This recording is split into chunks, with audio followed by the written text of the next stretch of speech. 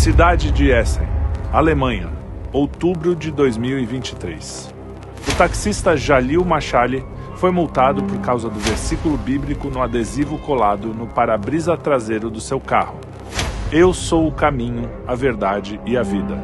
Ninguém vai ao Pai a não ser por mim. A alegação foi de, abre aspas, publicidade religiosa não autorizada. Ele teve que pagar quase 90 euros por expressar a sua fé.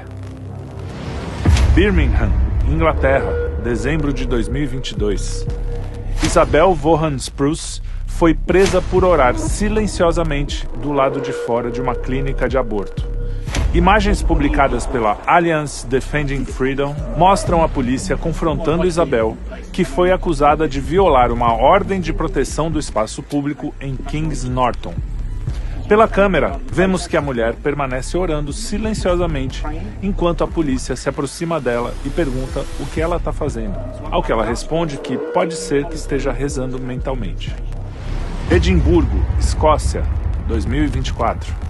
Moradores recebem cartas informando sobre a Abortion Service Act, uma nova legislação que pode resultar em penalidades para atividades como orações, mesmo dentro de casas particulares, se essas ações causarem, abre aspas, assédio, alarme ou angústia a funcionários e pacientes de clínicas de aborto.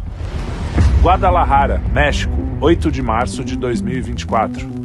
Várias catedrais e outras igrejas católicas no México foram vandalizadas com pichações em suas paredes e danos em suas estruturas em manifestações feministas do Dia Internacional da Mulher.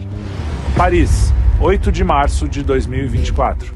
A ministra francesa da Igualdade entre Mulheres e Homens e da Luta contra a Discriminação, Aurore Berger, descreveu declarações do padre Mathieu Raffray como inaceitáveis. E o que ele disse?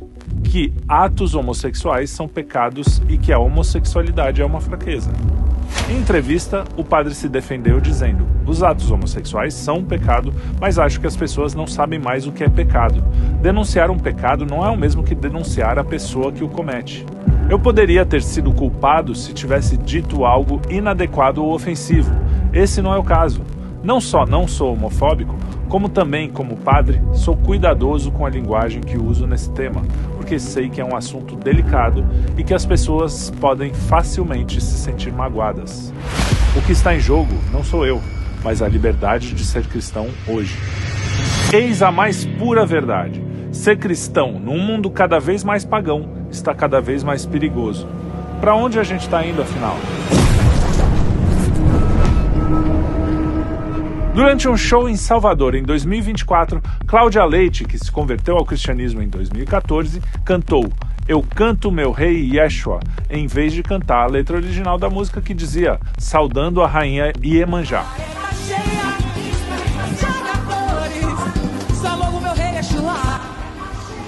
Em qualquer sociedade normal, isso seria apenas algo que indicaria uma mudança pessoal na visão religiosa da cantora.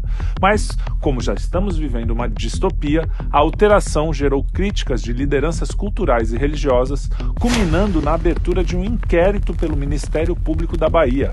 A acusação? Racismo religioso. A perseguição aos cristãos já chegou ao Brasil. Curiosamente, ela chega num momento em que o liberalismo começa a ser colocado em xeque. Não é só uma coincidência. Trata-se de um choque entre duas cosmovisões antagônicas. O cristianismo diz que o homem é filho de Deus e, por essa razão, dotado de uma dignidade natural e transcendente. O homem é cada vez mais livre à medida que as suas ações convergem para a verdade. Já o liberalismo transforma cada indivíduo em Deus de si mesmo, numa suposta liberdade infinita que o condena a ser escravo das suas próprias vontades em um mundo regido por Mamon, o Deus dinheiro.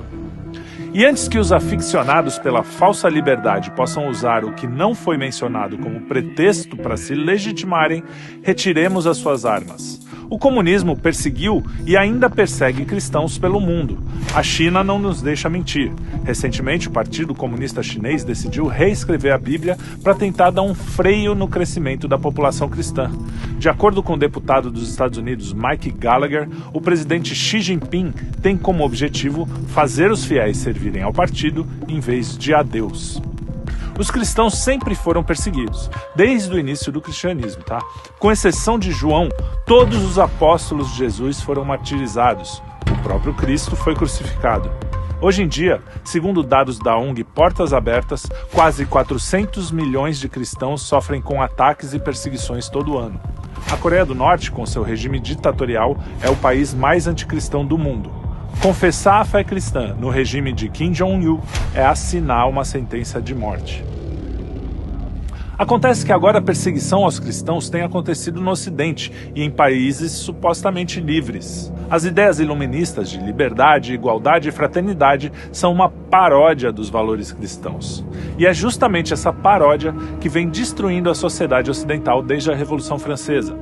Tivemos um vislumbre das consequências dessas ideias em 8 de março de 2024, quando em Paris, milhares de pessoas fizeram festa como se a seleção francesa tivesse conquistado o tri na Copa do Mundo, com direito à iluminação especial na Torre Eiffel, um espetáculo que invadiu a madrugada. E o que os franceses comemoravam? O assassinato de franceses. A catarse foi motivada pela inclusão do direito ao aborto na Constituição. As Olimpíadas realizadas em Paris também revelaram a face da besta. Atletas do mundo inteiro eram punidos por fazerem menção a Cristo ou ao cristianismo. O choque civilizacional é evidente. O progressismo e o wokeísmo, frutos do liberalismo, destruíram conceitos caros aos cristãos numa tentativa de implodir o cristianismo por dentro.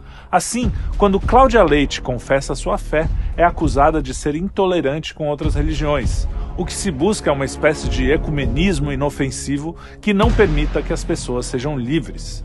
A verdade é que o avivamento da fé cristã nos últimos anos tem incomodado aqueles que desejam ser os donos do mundo. A ordem é demonizar os cristãos porque representam um problema para os tecnocratas que pretendem tratar o ser humano como marionete. Recentemente, o ministro da Suprema Corte Brasileira, Luiz Roberto Barroso, afirmou que há um cristianismo do mal no Brasil. A tentativa de estigmatizar os seguidores de Cristo é clara. Os cristãos passaram a incomodar demais. O estardalhaço da mídia e das redes sociais em torno do Rosário do Frei Gilson nas últimas semanas é uma pequena amostra do que vem pela frente. A perseguição aos cristãos está aumentando no mundo inteiro, enquanto, paradoxalmente, o cristianismo está cada vez mais forte. Mas isso é natural. A cruz, principal símbolo cristão, traz a contradição no seu centro. Jesus disse: "Não penseis que vim trazer a paz à terra. Não vim trazer a paz, mas a espada." A espada representa a divisão e não a guerra. Deus separa o joio do trigo, a verdade da mentira. A guerra é declarada pelos homens que não aceitam dobrar os joelhos, influenciados pelo anjo caído que se rebelou. O cerco aos cristãos está se fechando, mas não há o que lamentar. Aquele que morreu na cruz para nos redimir da nossa culpa, vem nos tranquilizar. Felizes os que são perseguidos por causa da justiça, porque deles é o reino dos céus.